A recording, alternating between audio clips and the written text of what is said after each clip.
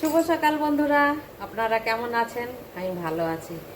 তো আজকের হচ্ছে বাংলার ক্যালেন্ডার হিসাবে শ্রাবণ মাসের 3 তারিখ, আর আজকে হচ্ছে প্রথম সোমবার, হ্যাঁ না? তো আপনাদের সবাইকে জানাই মতলব শ্রাবণ মাসের প্রথম শিবের উপোসের শুভকামনায়।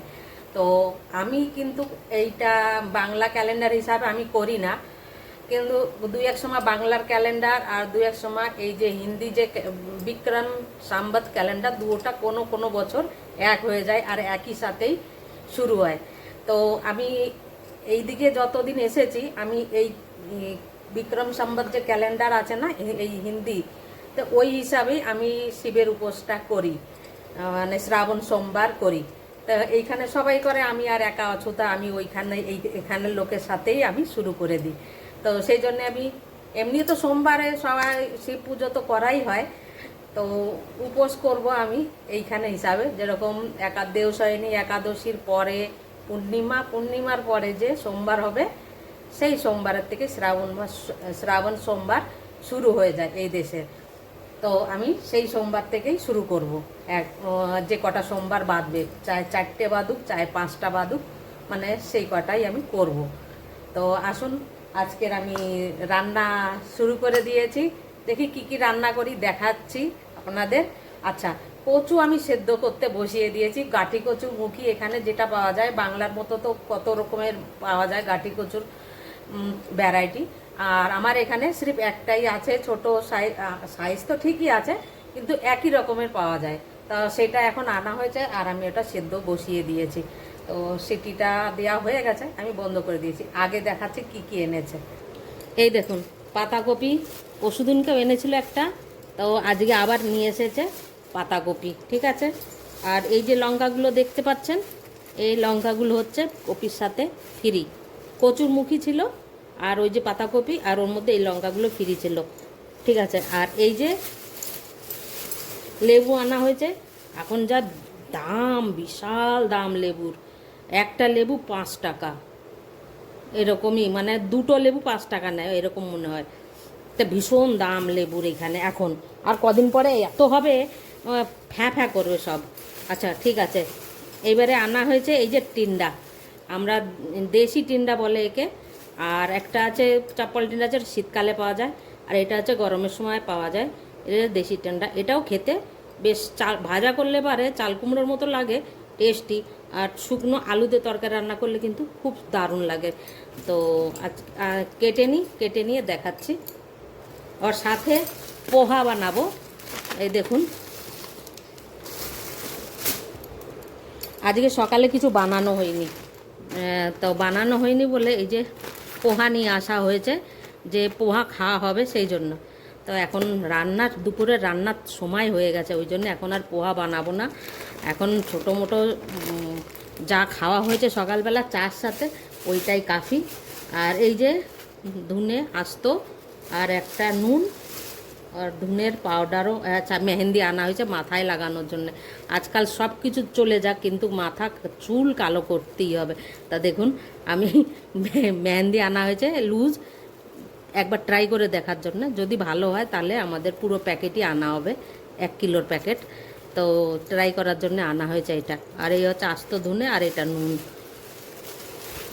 জল নিয়ে নিয়েছি, আর তরকারি আমার কাটা হয়ে গেছে।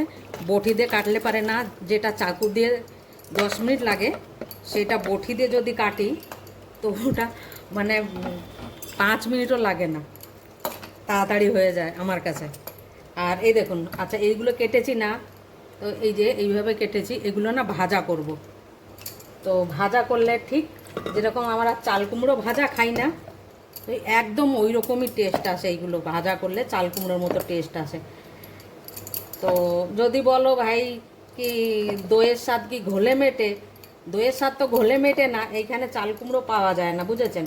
সেই জন্য এবার আমাদের এইগুলো আমরা এইভাবে ভাজা করে খেলে ওইটাই লাগে টেস্ট। তো এইভাবেই চাকচাক করে কেটে এই যে ভাজা করে নেবো। আমাদের কাটা হয়ে গেছে এগুলো। আর এই যে তরকারি, আর যে আলুগুলো তো গলে যায়, এই দেখুন একটা রয়ে গেছে, এই যে এইভাবে কেটেছি। আলুগুলোও দিয়েছি ঠিক ওইভাবেই কেটে। এই যে আলুগুলো তো গলে ঘন্ট হয়ে যাবে, কিন্তু এগুলো গলে যাবে, কিন্তু শক্ত থেকে যাবে এইগুলো। একদম গলে যেরকম আলু ম্যাশ হয়ে যায়, এগুলো ম্যাশ করা যায় না, এগুলো গলার পরেও এরকমই থাকবে। ঠিক আছে, এইগুলো এরকম কাটলাম। আর একটা আমার মিলির জন্যে আলু কেটেছি, এইভাবে ভাজা করে দিলে পরে বেশ ভালো খায় মিলি। তো ওই জন্যে এই আলু ছোটো সাইজের 2টো আলু নিয়েছি, তো 6 টুকরো হয়েছে। তো ও বেশ হেঁটে খেয়ে বেড়ায়, ওই জন্য ওটা ভাজা করে দেবো ওকে আমি এখন।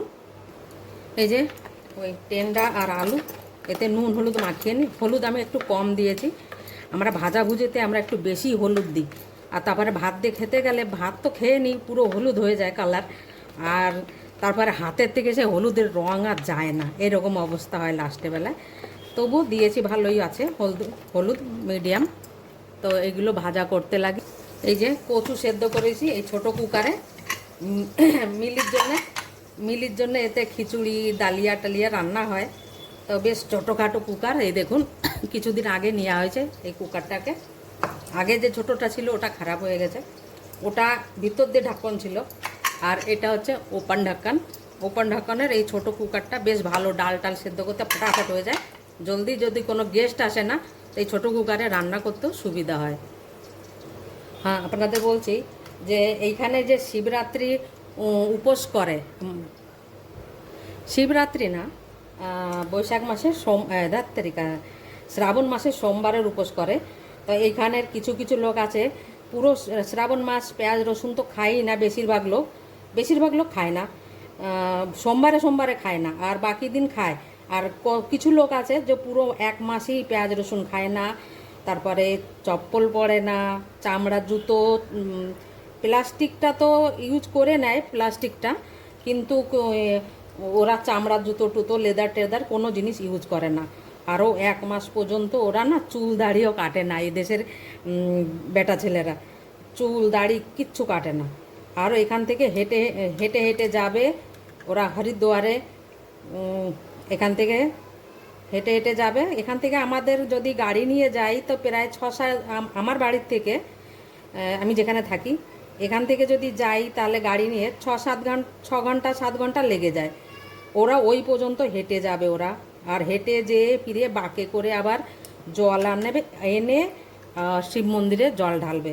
এরা কেউ কেউ মানসী করেও যায়, আর কেউ কেউ এমনি ইচ্ছা করে যায় এই শ্রাবণ মাসে ভোলে বাবারই। আর খুব খুব মতলব ডিজে বাজিয়ে যখন বাড়ি আসে জল নিয়ে, তখন ডিজে বাজিয়ে শিবলিঙ্গে জল চড়ায়, হোম করে, মানে একটা সে কি বলবো, এই লাহি ব্যাপার বললে চলে, একটা এরকম পুজো হয় স্পেশালি ওই বাড়ির তরফের থেকে। যে ছেলেটা নিয়ে আসবে জল সেই বাড়ির তরফের থেকেই করবে। আর সাথে যে শিব মন্দিরে খেতেও দেবে ওরা, কমসে কম ক্ষীর বানাবে, লুচি, পায়েস, যে যেরকম পারে সে সেই হিসাবে খেতে দেয় ওই মন্দিরে, শিব মন্দিরে, বুঝেছেন? এই রকম হয়। আর যারা না পারে তারা খালি পুজো করে, আর এতে আসলে পারে না, ছেলেটা যদি নিয়ে আসে, ছেলেটার বোনের বিয়ে হয়ে যায়, বোন আসলে পারে বোনকে কাপড় দেবে, জামাইবাবুকে কাপড় দেবে, সাথে দক্ষিণাও দেবে দিদিকে, তারপরে জামাইবাবুকে, 2টো থাকলে 2জন, 3জন থাকলে 3জন, পিসিমা থাকলে পিসিদের, সবাইকে ওরা এইভাবে নতুন কাপড় দিতে হবে, আর সাথে দক্ষিণাও দিতে হবে। ওরা এরকম মানে, বুঝেছেন? আগে দেখছি আলু ভাজা হয়েছে কি না। এই দেখুন আলু ভাজা প্রায়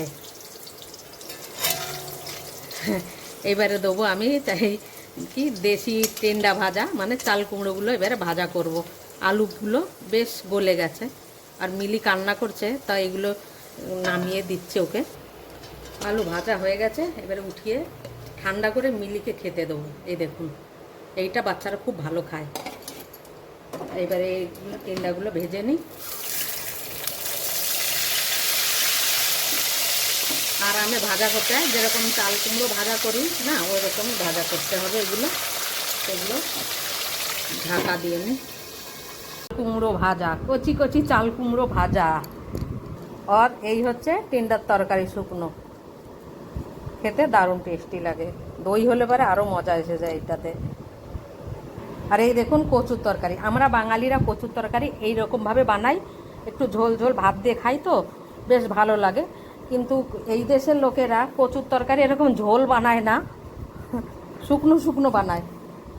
তো ওরা ওই দিয়েই রুটি খায়, এরা এই ঝোলওয়ালা কচু তরকারি খায় না, চিপচিপা করে, আঠা আঠা ভেন্ডির মতো লাল ভিজলে, সেই জন্য ওরা খেতে চায় না, ওরা শুকনোটাই বানায় মশলা দিয়ে। তো এই হয়ে গেছে আমাদের কচুর তরকারি।